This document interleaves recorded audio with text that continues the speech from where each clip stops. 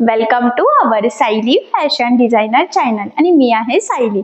तर तुम्हा सगळ्यांचं आपल्या आजच्या नवीन अशा छानशा व्हिडिओमध्ये मी मनापासून खूप खूप स्वागत करते। तर कसे आहात तुम्ही? नक्कीच मस्त आणि मजेत असणार आहात आणि आपल्या आजच्या इम्पॉर्टंट व्हिडिओला सुरुवात करूयात। तर बघा, खरं तर काय होतं की सध्या ना प्रिन्सेस ब्लाउजचा खूप ट्रेंड चालू आहे। बरेच सारे कस्टमर किंवा बऱ्याच साऱ्या लेडीज प्रिन्सेस ब्लाउज स्टिच करणं प्रिफर करतात आणि ते तसं स्टिच करून घेतात। मग अशा वेळेस काय होतं की बऱ्याचदा आपल्याला ब्लाउज कंप्लीट झाल्यानंतर जो काही प्रिन्सेसचा पफ असतो तर तो व्यवस्थित येत नाही, फिटिंगला ब्लाउज व्यवस्थित बसत नाही आणि त्यामुळे काही कस्टमरला असं वाटतं की प्रिन्सेस ब्लाउज व्यवस्थित नसतो। मग आपल्यालाही प्रश्न पडतो की तो कशा पद्धतीने स्टिच करावा, कटिंग कशी करावी। तर खरं तर कटिंग करताना कुठल्या गोष्टींची काळजी घ्यायची हे मी तुम्हाला कटिंगच्या व्हिडिओमध्ये सांगितलेलं आहे। पण आज आपण कटिंग केलेला प्रिन्सेस ब्लाउज आहे तर तो कसा स्टिच करायचा हे सांगणार आहे। ऍक्च्युअली होतं काय की स्टिच करताना मार्जिन कमी जास्त होतं, काही आपल्या पद्धती चुकीच्या असतात जोडतानाचे पार्ट्स जेव्हा जोडतो आणि त्यामुळे मग आपला जो काही प्रिन्सेस ब्लाउजचा पफ आहे तर तो अगदी व्यवस्थित येत नाही, एकदम चपटा येतो। आपल्याला जसा पफ व्यवस्थित फिटिंग सहित हवा आहे असं येतच नाही। सो त्यासाठी आज मी तुम्हाला अगदी सोप्या पद्धतीने स्टेप बाय स्टेप सांगणार आहे की कशा पद्धतीने परफेक्ट पफ येण्यासाठी प्रिन्सेस ब्लाउजचा पुढचा भाग जो आहे तर तो जोडला गेला पाहिजे। मग त्यामध्ये महत्त्वाचा पॉईंट असतो की साइड पार्ट आणि प्रिन्सेसचा कटोरी पार्ट जोडताना किती मार्जिन पकडायचं, जोडताना कुठून सुरुवात करायची, मुंड्यापासून खाली की खालनं वरती, हा पॉईंट खूप इम्पॉर्टंट आहे। यावर सुद्धा आपला पफ डिपेंड असतो। त्यानंतर हुकलूक पट्टी कधीतरी व्यवस्थित लागली जात नाही, त्यामुळे सुद्धा पफ आपल्याला परफेक्ट बसत नाही। आपल्याला कमरपट्टी लावायची असते, गळापट्टी लावायची असते, तर या सगळ्या छोट्या मोठ्या गोष्टींमुळे आपला प्रिन्सेस ब्लाउजचा पफ परफेक्ट न येण्याला बरेचसे कारण जबाबदार म्हणजे असतात। सो ते कारण आपल्या लक्षात येत नाही आणि आपल्याला असं वाटतं की आपण परफेक्ट कटिंग केली, परफेक्ट स्टिचिंग केली तरी सुद्धा ब्लाउज व्यवस्थित का झाला नाही। सो आज तुम्ही खरं तर संपूर्ण स्टिचिंग सांगणार आहे मी तुम्हाला आणि नक्कीच तुमच्या लक्षात येईल की कुठल्या चुका तुमच्याकडून होतात किंवा कुठल्या चुका व्हायला नको, जेणेकरून तुमचा ब्लाउज छान परफेक्ट प्रॉपर पफ सहित येईल म्हणजे तो फिटिंगला छान बसेल। ठीक आहे, सो चला मग आता वेळ न घालवता आपण आपल्या आजच्या इम्पॉर्टंट अशा व्हिडिओला सुरुवात करूयात आणि आपला आजचा हा महत्त्वाचा व्हिडिओ तुम्ही स्किप न करता पूर्ण नक्की बघा, जेणेकरून तुम्हाला आपला आजचा हा व्हिडिओ बघून परफेक्ट असा प्रिन्सेस ब्लाउज सहज स्टिच करता येईल आणि तुमचा पफ सुद्धा एकदम परफेक्ट म्हणजे येईलच। ठीक आहे, सो चला मग आता आपण स्टार्ट करूयात।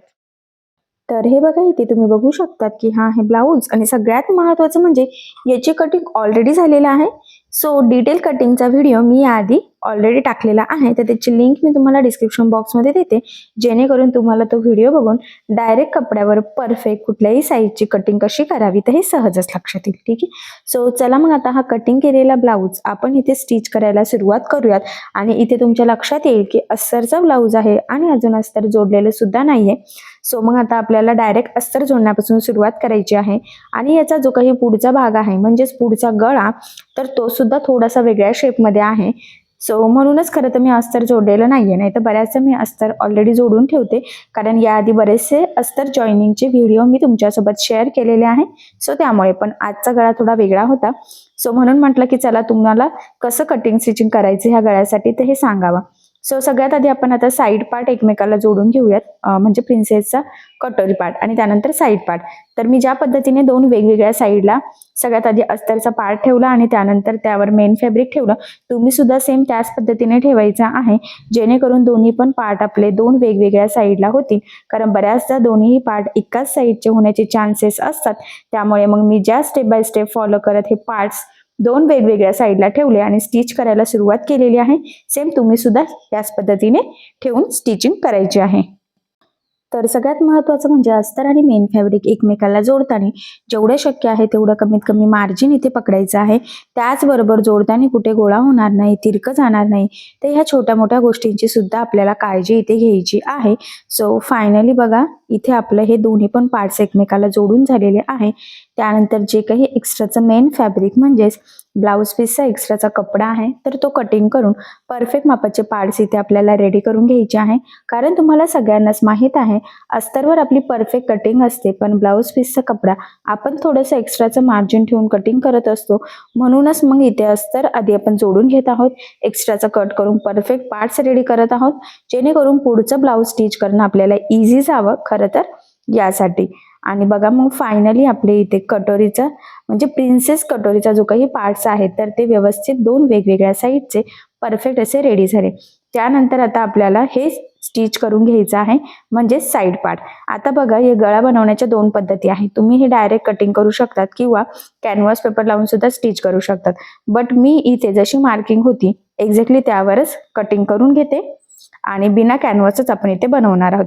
तर मेन फॅब्रिकचं बघा साईड पार्ट आधी सरळ ठेवायचे आहेत.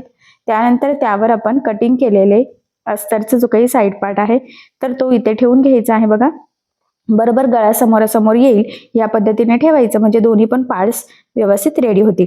आणि सगळ्यात आधी आता आपल्याला गळ्याच्या साईडने साधारणतः पाव इंच असं एकसारखं मार्जिन ठेवत इथे टीप मारून घ्यायची आहे. कानाकोपऱ्यावर सुद्धा अगदी परफेक्ट टीप मारायची आहे, कारण आता आपण जशी टीप मारणार आहोत तसाच आपला शेप इथे येणार आहे. ठीक आहे, एक साईडला टीप मारून झाल्यानंतर लगेचच आपण दुसऱ्या साईडला सुद्धा इथे टीप मारून घेऊयात. आणि मी पुन्हा सांगते, आपल्याला इथे फक्त पाव इंच असं एकसारखं मार्जिन पकडून टीप मारून घ्यायची आहे. ठीक आहे, त्यानंतर आता जे काही एक्स्ट्राचा आहे मेन फॅब्रिक म्हणजेच ब्लाऊज पीसचा कपडा गळ्याच्या मधला, तर तो कटिंग करायचा आहे आणि गळ्याला इथे द्यायचे आहे छोटे छोटे कट्स, जेणेकरून ज्यावेळेस आपण हा पार्ट सरळ करू तर तो प्रॉपर परफेक्ट फिनिशिंग सहित सरळ व्हावा. गळ्याचा आकार आपल्याला जसं हवा आहे, जसं आपण मार्किंग कटिंग केलेला आहे तसंच यावा, त्यासाठी ही स्टेप मोस्ट इम्पॉर्टंट आहे. आणि बघा, फायनली दोन्ही साईडचे गळ्यांचं कटिंग झालेली आहे. त्यानंतर ह्या पद्धतीने ते सरळ करायचं आहे आणि आता गळ्याला द्यायची आहे आपल्याला इथे दाबटीप. सो बघा, मग लक्षात राहू द्या, दाबटीप देताना आपला जो काही आतला अस्तरचा कपडा आहे तर तो वरती दिसणार नाही, जेणेकरून आपली फिनिशिंग बिघडायला नको. सो फिनिशिंगसाठी ही खूपच महत्त्वाची टीप आहे, तर ही तुम्ही आवर्जून फॉलो करायची आहे. ठीक आहे, बघा, गळ्याला दाबटीप देऊन झाली. सेम त्याच पद्धतीने दुसऱ्या साईडच्या गळ्याला सुद्धा आपण इथे दाबटीप देऊन घेऊयात. आणि इथे सुद्धा जो काही आपला आतला अस्तरचा कपडा आहे तर तो वरती दिसणार नाही, याची आपल्याला काळजी घ्यायची आहे. खरं तर हा पॉईंट इथे मोस्ट इम्पॉर्टंट आहे, तर तो तुम्ही आठवणीने आवर्जून फॉलो करायचाच आहे. ठीक आहे, तर बघा, मग मी अगदी व्यवस्थित इथे ही दाबटीप देऊन घेतलेली आहे. आता गळा दोन्ही पण साईडचे आपले रेडी झालेले आहेत. त्यानंतर आता आपल्याला इथे अस्तर आणि मेन फॅब्रिक एकमेकाला कडेकडेने जोडून घ्यायचं आहे. जोडताना जेवढे शक्य आहे तेवढं कमीत कमी मार्जिन पकडायचं आहे. त्याचबरोबर जोडताना कुठे गोळा होणार नाही, तिरकं जाणार नाही, कुठे फुगा येणार नाही, तर ह्या छोट्या मोठ्या गोष्टींची सुद्धा आपल्याला इथे काळजी घ्यायची आहे. एक साईडचं जोडून झालं की सेम त्याच पद्धतीने दुसऱ्या साईडचं सुद्धा आपल्याला इथे जोडून घ्यायचं आहे. आणि फायनली तुमच्या लक्षात येईल की आपण अगदी छान प्रॉपर परफेक्ट फिनिशिंग सहित एकसारखं इथे जोडून घेतलं. आता जोडून झाल्यानंतर जे काही एक्स्ट्राचा ब्लाऊज पीसचा कपडा आहे तर तो इथे आपल्याला कटिंग करून परफेक्ट मापाचे हे साईड पार्ट रेडी करून घ्यायचे आहे. कारण तुम्हाला सगळ्यांनाच माहीत आहे, अस्तरवर आपण परफेक्ट कटिंग करत असतो, पण ब्लाऊज पीसचा कपडा आपण थोडासा एक्स्ट्राचं मार्जिन ठेवून कटिंग करतो, जेणेकरून आपल्याला स्टिचिंग करणं सोपं जावं यासाठी. कारण होतं काय की ब्लाऊज पीसचा कपडा बऱ्याचदा स्ट्रेचेबल असतो किंवा तो गोळा होतो स्टिच करताना आणि मग तो एक तर कमी पडू शकतो कुठेतरी. सो तसं होऊ नये त्यासाठी मग आपण काय करतो, थोडंसं एक्स्ट्राच कट करत असतो. ठीक आहे, सो बघा, मग फायनली दोन्ही पण आपले इथे साईड पार्ट तयार झालेले आहे, परफेक्ट अशा गळ्याच्या फिनिशिंग सहित. साईड पार्ट सुद्धा आणि प्रिन्सेसचा कटोरी पार्ट सुद्धा. आता आपण साईड पार्ट आणि कटोरी पार्ट जोडून घेऊयात. तर बघा, हे जोडताना नेहमी खालच्या साईडने सुरुवात करायची, त्याचबरोबर जोडताना टेपच्या 3 लाईन एवढं मार्जिन पकडत आपल्याला साईड पार्ट आणि प्रिन्सेसचा कटोरी पार्ट जोडून घ्यायचा. त्याचबरोबर एक पार्ट सरळ आणि त्यावर एक पार्ट उलटा असतो, तर हा पॉईंट सुद्धा खूप इम्पॉर्टंट आहे, असं लक्षात राहू द्या. आणि सगळ्यात महत्त्वाचं म्हणजे जोडताना कपडा अजिबात खेचायचा नाहीये, असंही तो गोलाकार शेप आहे. आणि गोलाकार जो काही कपडा असतो तर हा बऱ्याचदा स्ट्रेचेबल असतो, सो तो लगेच ताणल्याने ताणू शकतो. सो तसं होऊ द्यायचं नाहीये, आपल्याला अगदी व्यवस्थित सावकाश पकडत पकडत ते जोडून घ्यायचं. आणि संपूर्ण याला डबल टिप सुद्धा देऊन घेतलेली आहे. सो बघा, किती छान परफेक्ट जोडलं गेलेलं आहे, अगदी तंतोतंत, कुठेही कमी जास्त झालेलं नाही. याचाच अर्थ आपली कटिंग आणि आता शिवण्याची पद्धत दोन्हीही अगदी परफेक्ट आहे. सेम त्याच पद्धतीने दुसऱ्या साईडचे सुद्धा आपण जोडून घेऊयात. आणि इथे सुद्धा जोडताना अजिबात न खेचता जोडायचं आहे. सगळ्यात महत्त्वाचं म्हणजे खालच्या साईडने नेहमी जोडताना सुरुवात करायची. जर का तुम्ही मुंड्याच्या साईडने जोडताना सुरुवात केली आणि जर का किंचित जर एक्स्ट्राचं झालं आणि खालच्या साईडचा जर आपण पार्ट कट केला एक्स्ट्राचा, तर आपला पफ आणि फिटिंगला प्रॉब्लेम येऊ शकतो. तसं होऊ नये त्यासाठी आठवणीने खालच्या साईडने जोडायला सुरुवात करायची, म्हणजे जरी काही एक्स्ट्रा झालं तर मुंड्याच्या साईडला जर आपण कट केलं तर त्याचा एवढा फिटिंगला प्रॉब्लेम पडत नाही. ठीक आहे. सो बघा मग फायनली अशा पद्धतीने दोन्ही पण पार्ट्स आपण जोडून घेतलेले आहे, म्हणजे साईड पार्ट आणि कटोरी पार्ट दोन्ही पण साईडचा. त्यानंतर मग आता इथे आपल्याला हुकलूक पट्टी लावायची आहे. तो हुकलूक पट्टीसाठी इथे मी पट्टा कट करून घेते.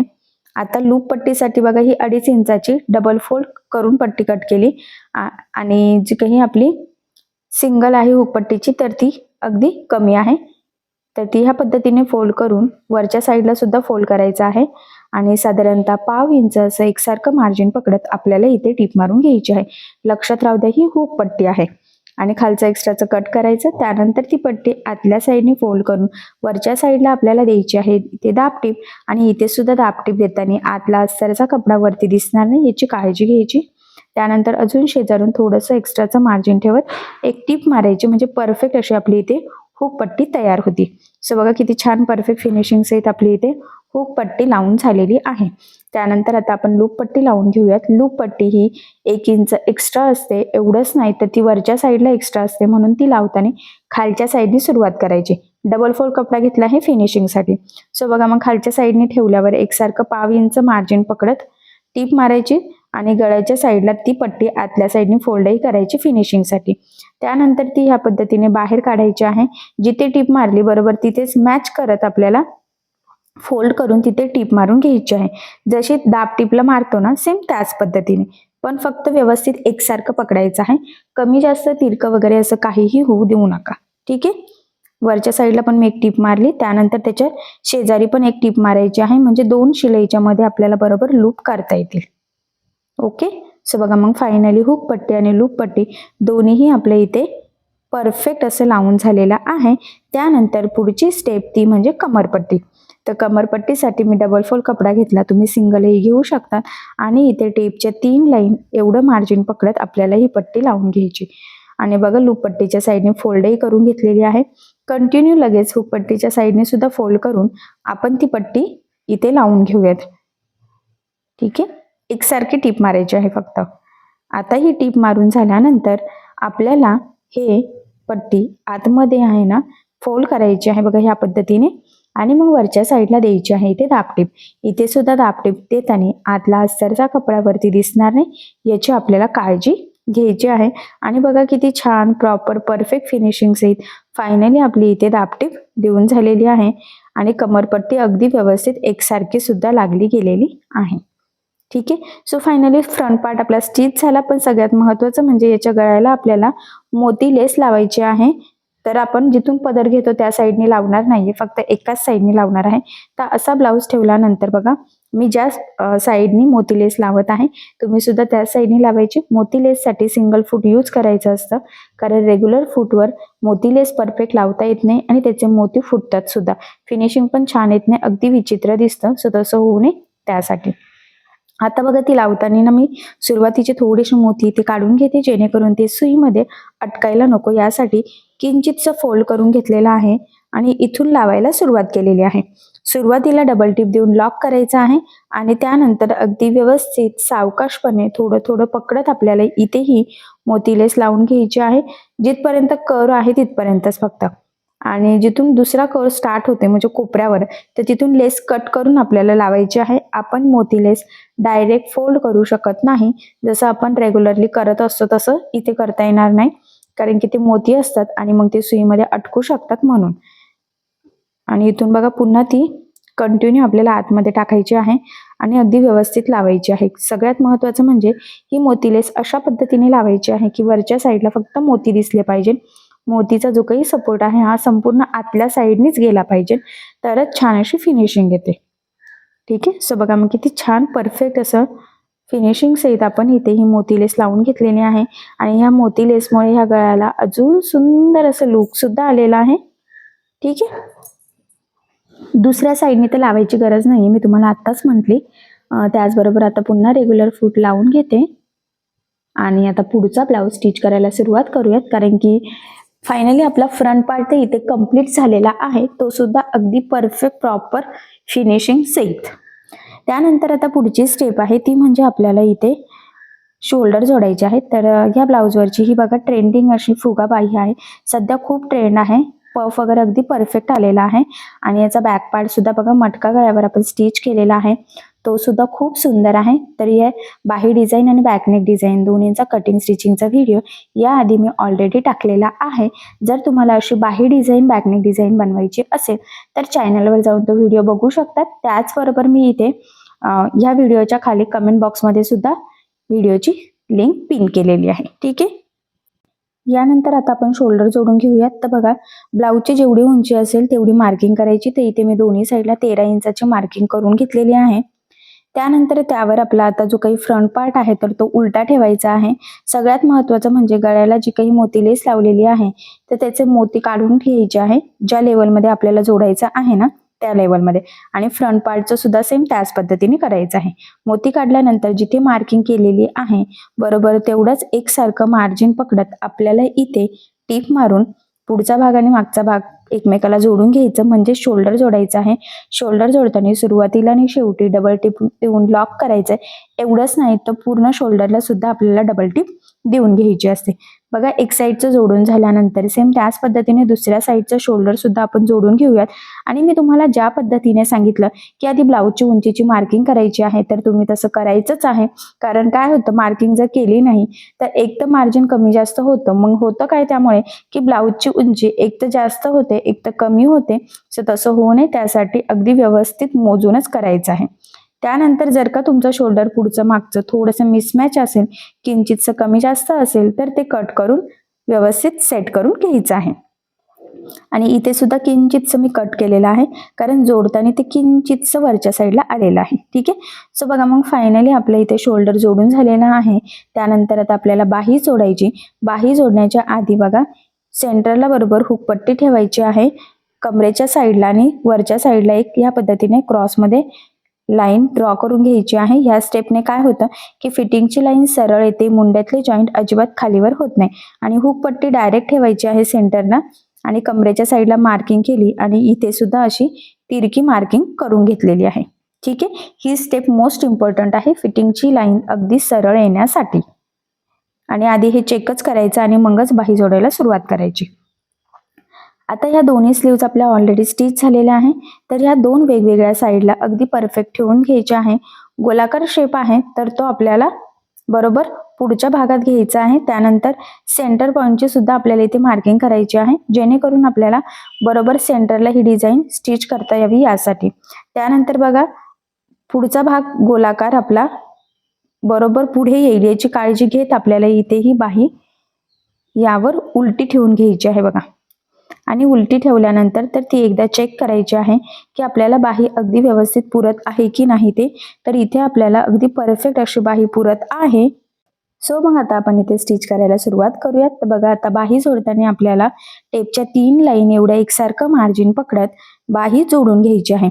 बरोबर सेंटर आपला शोल्डरला मॅच होईल याची सुद्धा काळजी घ्यायची आहे. कारण डिझाईनची बाही आहे, जर का डिझाईनची बाही आणि शोल्डर एकमेकाला मॅच झालं नाही बरोबर सेंटर पॉईंट तर मग ती डिझाईन एक तर पुढे एक तर मागे जाते. सो तसं होऊ देऊ नका. तर फायनली अगदी परफेक्ट अशी आपली इथे बाही ही जोडून झालेली आहे. बघा, बरोबर सेंटरला ती डिझाईन देखील आलेली आहे. आता सेम त्याच पद्धतीने दुसऱ्या साईडची बाही सुद्धा आपण जोडून घेऊयात. आणि इथे सुद्धा खोलगट भाग अगदी परफेक्ट असा पुढे घ्यायचा आहे आणि एक्स्ट्राचा भाग मागे घेऊन बरोबर सेंटरला ठेवून ते चेक करून घ्यायचं आहे की बरोबर पुरत आहे की नाही ते. आणि इथे सुद्धा आपली बाही अगदी परफेक्ट पुरत आहे. सो मग आपण मी म्हटल्याप्रमाणे टेपच्या 3 लाईन एवढं एकसारखं मार्जिन पकडत बाही जोडून घ्यायची. लक्षात राहू द्या, खालचा पार्ट सरळ आणि त्यावर बाही उलटी ठेवली. त्याचबरोबर खोलगट गोलाकार भाग आपण पुढच्या साईडला घेतलेला आहे. बाही जोडताना अजिबात खेचायचा नाहीये कारण गोलाकार शेप आहे. तुम्ही जेवढं खेचाल तेवढं खेचली जाईल आणि खेचलेलं एक्स्ट्राचं कट केलं की फिटिंगला कम्फर्टेबल ब्लाऊज बसत नाही. त्यामुळे अगदी व्यवस्थित सावकाश आणि काळजीपूर्वक इथे आपल्याला खरं तर ही बाही जोडून घ्यायची आहे. आणि फायनली दोन्ही साईडची बाही आपण अगदी परफेक्ट जोडून घेतलेली आहे.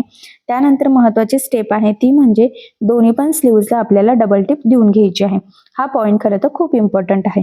असंही संपूर्ण ब्लाऊज स्टिच करताना जिथे जिथे मी डबल टिप दिली त्याचबरोबर दाबटीप देतानाच्या वगैरे बऱ्याचशा छोट्या मोठ्या काही टिप्स अँड ट्रिक्स सांगितलेल्या आहे तर त्या तुम्ही आवर्जून फॉलो करायच्या आहे. म्हणजे तुम्हाला सुद्धा परफेक्ट फिटिंग आणि फिनिशिंग सहित माझ्यासारखा हा ब्लाऊज सहज स्टिच करता येईल. आणि बघा ट्रेंडिंग अशी बाही आहे, छान फुगाबाही नवीन पद्धतीची आहे. सो अशी फुगाबाही तुम्ही सुद्धा नक्की ट्राय करून बघा. नक्कीच या बाहीमुळे ब्लाऊज खूप सुंदर दिसेल आणि अगदी सोप्या पद्धतीने संपूर्ण कटिंग स्टिचिंग मी याआधी शेअर केलेले आहे. आता एवढं जोडून झाल्यानंतर ह्या पद्धतीने मुंड्यातले जॉईन साईड पार्ट व्यवस्थित एकावर एक येत आहे की नाही तर तेवढं आपल्याला इथे चेक करायचं आणि अगदी कडेकडेने आपल्याला टीप मारून घ्यायची आहे बघा. आणि तुम्हाला माहित आहे कमरेच्या साईडला पण एक मार्किंग केली होती, बरोबर तिथेच आपल्याला तिरकं असं हे जोडून घ्यायचं आहे. हे जोडल्यानंतर किंचितचं एक्स्ट्राचं कट करून घ्यायचं आहे. ठीक आहे, सेम याच पद्धतीने आपण दुसऱ्या साईडचा पार्ट सुद्धा इथे जोडून घेऊयात. तर बरोबर बघा हुक पट्टी सेंटरला ठेवायचं आणि लक्षात राहू द्या लूप पट्टी 1 इंचाची सोडून सेंटरला ठेवायचा आहे. इथे हा पॉइंट खूप इम्पॉर्टंट आहे, तर तो तुम्ही आठवणीने फॉलो करायचाच आहे. आता एक साईडचं जोडून झाल्यावर सेम त्याच पद्धतीने आपण दुसऱ्या साईडचं सुद्धा इथे बघा क्रॉसमध्ये अशी टीप मारून घेतलेली आहे आणि त्यानंतर एक्स्ट्राचं कट करून घेऊयात. तर हे सुद्धा आपण अगदी व्यवस्थित एकसारखं एकाच लेव्हलमध्ये जोडून घेतलेलं आहे. आणि इथे ही टीप मारण्याचा फायदा हा होतो की फिटिंगला ब्लाऊज आतल्या साईडने खरं तर खूप सुंदर फिनिशिंग सहित रेडी होतो. आता हे झाल्यानंतर आपल्याला काय करायचं आहे, हे ब्लाऊज जो आहे ना हा उलटा करून घ्यायचा आहे बघा या पद्धतीने. त्यानंतर तो बरोबर अगदी व्यवस्थित साईडने सेट करून घ्यायचा आहे जेणेकरून अगदी परफेक्ट अशी आपल्याला फिटिंग टाकता यावी खरं तर यासाठी. सो इथे सुद्धा हा पॉइंट खूप इम्पॉर्टंट आहे की हुक पट्टी आपल्याला अगदी व्यवस्थित सेंटरला ठेवायची आहे आणि लूप पट्टी 1 इंचाचा डिस्टन्स जी काही एक्स्ट्राची पट्टी आहे ना तर ती सोडून सेंटरला ठेवायची आहे. तर सेंटर पॉइंटची मार्किंग केली बघा इथे, बरोबर हुक पट्टी ठेवली, त्यावर एक्स्ट्राची लूप पट्टी बरोबर सोडून ठेवलेला आहे, बरोबर सेंटरला दोन्हीही मॅच झालं. त्यानंतर इथे आपल्याला लावायची आहे एक पिन जेणेकरून फिटिंग टाकताना कुठलाच पार्ट हलणार नाही आणि आपली फिटिंग सुद्धा चुकायला नको. त्यासाठी ही स्टेप खूपच इम्पॉर्टंट आहे. आणि वरच्या साईडला पण आपण हे जोडून घेऊयात. तर कसं ठेवलेलं आहे म्हणजे जसं हुक लावल्यावर कसं एकावर एक येतं सेम त्याच पद्धतीने. ठीक आहे, त्यानंतर आता आपण छातीच्या चौथ्या भागाची मार्किंग करणार आहोत. तर बघा हुक पट्टीपासून टेप ठेवला आणि 8 चौक 32 तर 8 इंचाला इथे मी मार्किंग करून घेतली. सेम त्याच पद्धतीने दुसऱ्या साईडला फक्त लूप पट्टी 1 इंचाची सोडून टेप ठेवायचा आहे आणि 8 ला मार्किंग करून घ्यायची. त्यानंतर सेम त्याच पद्धतीने कमरेच्या चौथ्या भागाची सुद्धा दोन्ही साईडनी मार्किंग इथे करून घ्यायची आहे. लक्षात राहू द्या पुन्हा सांगते हुक पट्टीच्या साईडने हुक पट्टीवर डायरेक्ट टेप ठेवायचा, लूप पट्टीच्या साईडने लूप पट्टी 1 इंचाची एक्स्ट्रा सोडून टेप ठेवायचा आणि मग मार्किंग करायची आहे. हा पॉइंट इथे खूप इम्पॉर्टंट आहे. त्यानंतर तुमची जेवढी बाही असेल त्याचं निम्म्याची मार्किंग तुम्हाला करायची आहे. आता इथे बाहीचा शेप असा जरा गोलाकार आहे तरी सुद्धा तुम्ही डायरेक्ट मार्किंग करू शकतात. जर तुमची दंडघेर 12 असेल तर 6 ला मार्किंग करायची, 10 असेल तर 5 ला मार्किंग करायची. पण इथे मी काय केलेलं आहे डायरेक्ट ना इकडच्या साईडने बघा 2 इंच एक्स्ट्रा होतं ना मार्जिन, तर त्याच लेवलमध्ये मार्किंग केलेली आहे. तुम्ही अशी मार्किंग करू शकतात किंवा मग मी म्हटल्याप्रमाणे तुमचं जेवढं काही पार्ट असेल म्हणजे दंडघेर जेवढा असेल त्याच्या निम्म्याची मार्किंग करून घ्यायची आहे. ठीक आहे, सो आता या तिन्ही पण मार्किंग करून झाल्यानंतर पट्टीच्या सहाय्याने आपल्याला हे ते पॉइंट जॉईन करून घ्यायचे आहे. सो मग आता आपण इथे हे पॉइंट जॉईन करून घेऊयात. तर दंडघेरचा पॉइंट, त्यानंतर मुंड्यातला पॉइंट आणि मग नंतर कमरेच्या साईडचा पॉइंट, तर हे तिन्ही पण पॉइंट आपल्याला इथे व्यवस्थित मॅच करून घ्यायचे आहेत. ठीक आहे, सेम त्याच पद्धतीने दुसऱ्या साईडचं सुद्धा आपण इथे जोडून घेऊयात. बघा इथे हे व्यवस्थित सेट करून जोडून घ्यायचं आहे आणि फायनली तुमच्या लक्षात येईल की किती परफेक्ट अशी आपली फिटिंगची लाईन इथे आलेली आहे दोन्ही पण साईडची. ठीक आहे, त्यानंतर मुंडा एकदा चेक करायचा आहे, किंचितचा जर कमी जास्त असेल फिटिंगचा मुंडा बरोबर आहे की नाही. इथे बघा किंचितचा कमी आहे, सो मी मार्किंग केली आणि इथे सुद्धा चेक करायचं तर इथे परफेक्ट आहे. सो मग इकडचं जेवढं ना किंचितचं आहे ना तेवढं आपण थोडंसं बाहेरनं लाईन इथे ड्रॉ करून घेऊयात. आणि बघा मग अगदी परफेक्ट अशी आपली फिटिंगची लाईन दोन्ही पण साईडच्या आलेल्या आहे. त्यानंतर आता जी काही आपण लाईन ड्रॉ केलेली आहे एक्झॅक्टली त्यावरच आपल्याला इथे टीप मारून घ्यायची आहे. त्याचबरोबर टीपच्या खाली जी काही मोती येणार आहे आपले तर ते सुद्धा इथे काढून घ्यायचे, कारण काय होतं ते मोती ना सुईमध्ये अटकतात, मग सुई तुटते, मशीन खराब होतं. सो तसं आपले काही कामं वाढू नये यासाठी आठवणीने आधीच बरोबर जिथे शिलाई येणार आहे तिथले हे मोती काढून घ्यायचे. सुरुवातीला डबल टिप देऊन अगदी व्यवस्थित लॉक करून घ्यायचं आहे आपल्याला. त्याचबरोबर जी काही मार्किंग आहे एक्झॅक्टली त्यावरच टीप मारायची आहे.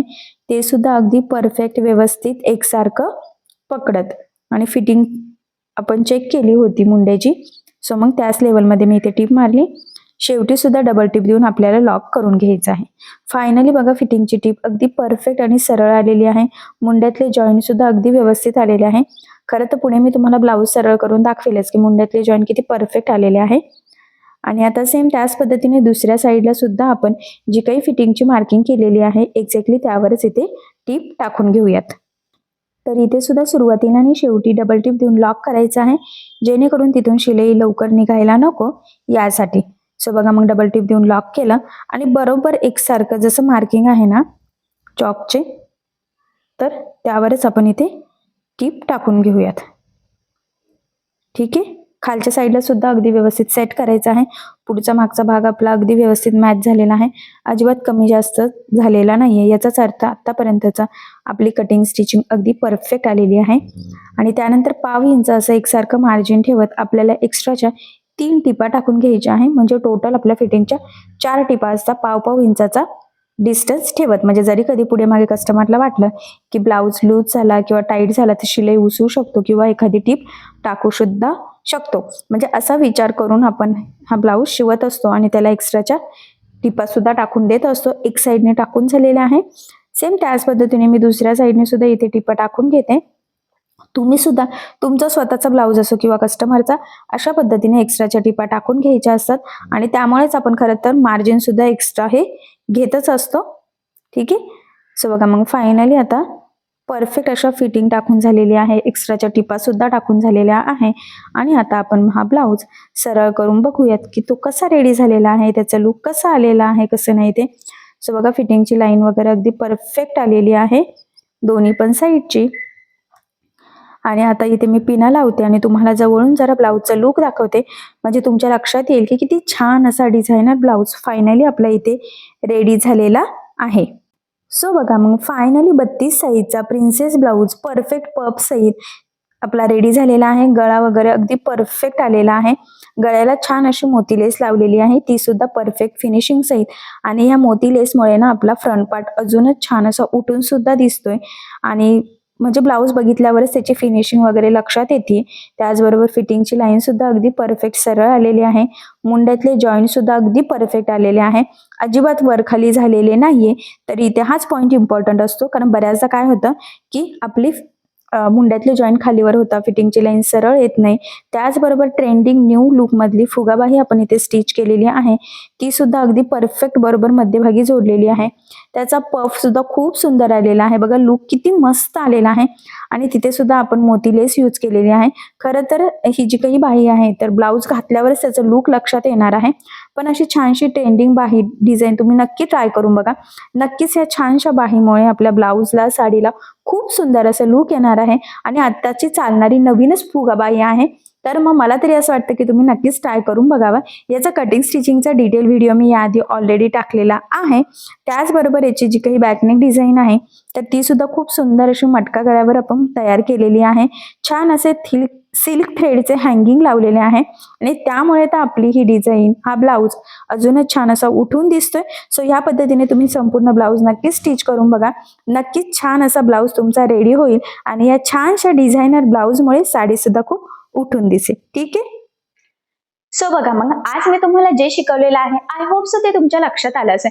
असंही मी तुम्हाला अगदी सावकाश स्टेप बाय स्टेप आणि खूप काही महत्त्वाच्या फिनिशिंगच्या टिप्स अँड ट्रिक्स आहेत सांगितलेलं आहे, जेणेकरून तुम्हाला आपला आजचा हा व्हिडिओ बघून मी जे सांगितलेलं आहे ते सहजच लक्षात येईल. तुम्ही या पद्धतीने स्टिच करून बघा आणि जर यामध्ये तुम्हाला काही प्रॉब्लेम येत असेल तर मला कमेंट करून नक्कीच कळवा. मी तुमच्या प्रश्नाचे उत्तर देण्याचा नक्कीच प्रयत्न करेन. ठीक आहे. सो चला मग आता आपण आपला आजचा छानसा व्हिडिओ इथेच थांबूयात आणि तुम्हाला आपला आजचा व्हिडिओ कसा वाटला हे मला कमेंट करून नक्की कळवा.